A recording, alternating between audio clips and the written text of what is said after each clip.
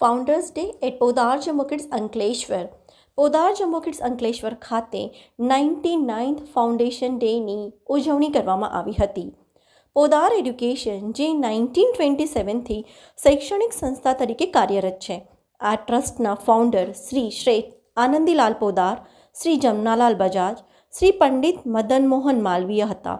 Shri Mahatma Gandhi Podar education ટ્રસ્ટના president છે.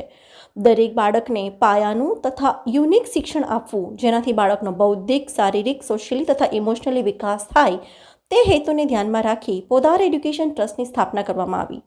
શાળાના ચેરમેન શ્રી રાઘવ પોદારના નેતૃત્વ હેઠળ આજે પોદાર ગ્રુપના તમામ બાળકો 21st સેન્ચુરીનું ઉચ્ચતમ શિક્ષણ પ્રાપ્ત કરી રહ્યા છે. આ તમામ પોદારાઇટ્સ તથા સમાજ માટે ખૂબ જ ગર્વની બાબત છે.